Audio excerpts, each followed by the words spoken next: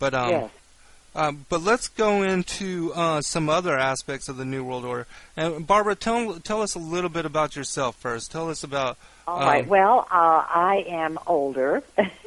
I'm actually 71 years old. 71 years young.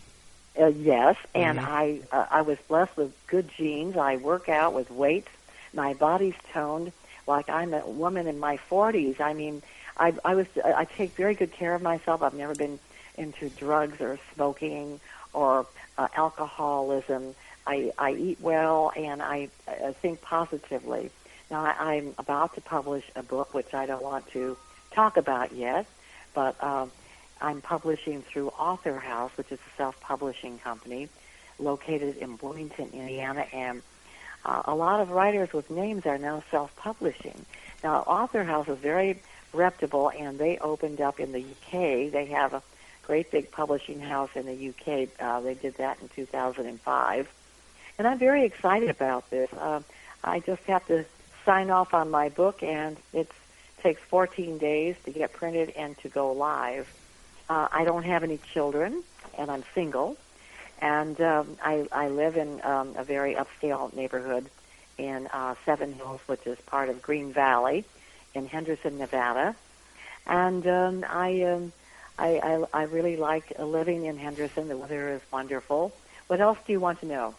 Well, specifically, I want to know how you were led to this research. And the reason I ask is because as a person, I'm 37 years old myself, and I've been awake and aware and have the eyes to see, the ears to hear, and the mind to understand for a number of years now. But when I speak to older people like my father, who is 65 years old, and I try to wake him up to this information and try to make it relevant to him so that he would be at least interested in listening or learning about some of the aspects of this New World Order and the depopulation agenda, the world government, the world religion, all those things which tie in exactly to...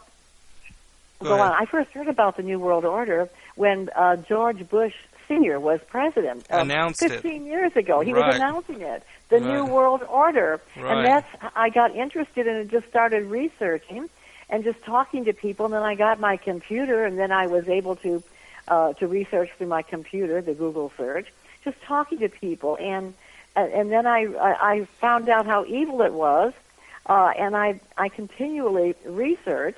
It's downright frightening, the New World Order. I'm absolutely terrified when I think of some of the things that they're going to do to us, and it all started with the Patriot Act. Now that is, as far as I'm concerned, the Nazi agenda. What do you think, Ben? Oh, absolutely. As a matter of fact, the Patriot Act was written well before the attacks of September 11th. If you do your research on that, it was established and written back in January in preparation for the attacks of 9/11, which were false flag terrorist event to spur on the war on terror, or the war of terror, if you want to call it that, because it was after that they, based on that fear and that terror, that they pushed in the Patriot Act and pretty much decimated our Constitution and our civil liberties and protections. Right. Now, you know, Hitler, this is what he would do. He would create a terrorist act, and then he would have an excuse to do something else, and that's what Bush is doing, George Bush.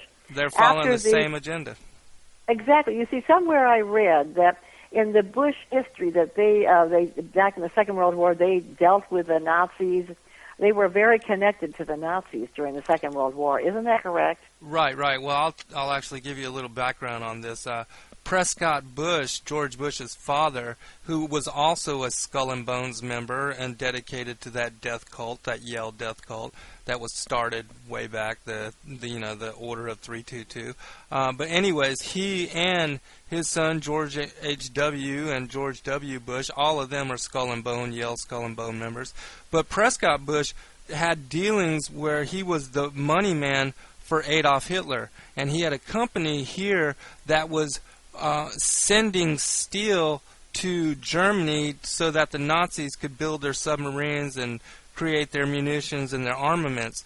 And he made a ton of money. Him and his backers, they made a ton of money supporting Hitler. And they even tried to establish a coup here in America. And I don't know if you've heard of a General Smedley Butler, but they tried to enlist him to take over this fascist regime, and it was a takeover, a coup of America way back after World War II. But what happened is he blew the whistle on all these people, and so they were brought to justice. And actually, Congress passed a law. It was called Preventing the Trading with the Enemy Act, and this law was specifically written for Prescott Bush to dismantle his company and prevent him from trading with Hitler. And so when you talk to people about the history of America and the history of Bush, and there's a great book, it's called The Unauthorized Biography of George Bush, that will tell you all of this information about the history of the Bushes and the Nazis, and being tied, and even how they're tied to Osama bin Laden and his family, and have been in business relatings with them for several decades. But anyways, so yes, there is historical references of a law that had to be passed just to prevent the Bushes from interacting and dealing with Hitler. Right. Some of his last speeches, unless I'm imagining it, was word for Hitler's speeches. Am I correct? Exactly. Exactly. What we are seeing right now with America is just a reconstitution of everything that happened to bring Hitler to power during those early 30s. The early 30s and late 40s back in the 1900s. And so now we have a repeat, except for this is on a grander scale, a larger scale. Well, history repeats itself. Exactly, always.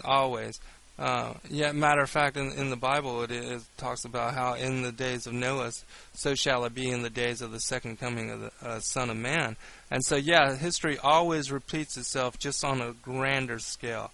And that's what I see happening here in America. Even I read an article about this one German Holocaust survivor that was living here in the United States and just recently moved out. But before she moved out, her and her family moved out, they released this press release, this article, speaking to the American people, trying to implore them to wake up and to realize what's going on.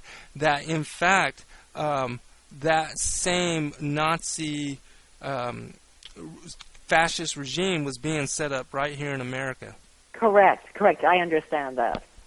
And I know if I can sell my house when the real estate market comes back, because it crashed here in Las Vegas and across the country, I was thinking Costa Rica would be a great place to live, to get away from this. What do you think, Zen?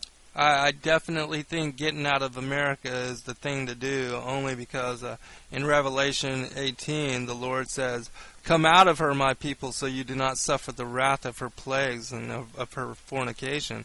And I definitely think that America will be judged at some point. Well, it's all going to start. The New World Order is all going to start here in the United States.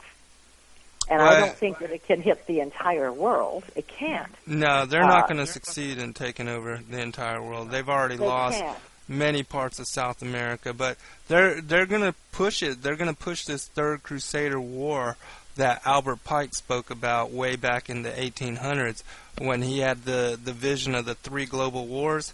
And they're going to bring in this agenda. We know by Daniel 9 that they do succeed in uniting the world in a world government. And it's going to take a huge third global war preceding that world government for them to be able to pull off this agenda. Just like they had World War I to bring in the League of Nations and World War II to bring in the United Nations, they'll have World War III to bring in this world government. Yeah, well, it's very frightening. Oh, if people would just smell the roses. What a beautiful world this would be instead of all this fighting and killing. And it's horrible. Yeah, I wish smell the roses. Right. I wish and I pray every day for this country and for the people of the world to recognize our similarities rather than our differences and focusing on our differences. Because what happens is the global elite, they use those differences and that separation to divide and rule. And as long as they can keep us separate in smaller minorities, they can easily rule and control us. That's why they always balkanize nations when they go in, like in Yugoslavia, where they separated the nations into three. Over here in Iraq, how they're trying to separate Iraq into three. It makes it easier to take over people if you can divide and rule. And so as people that are trying to struggle for the common good and the common good of all people and the goodwill and benefit of all people, we have to recognize our similarities and join and unify behind those similarities rather than always focusing on these differences, because if we do, we'll continue to always be defeated.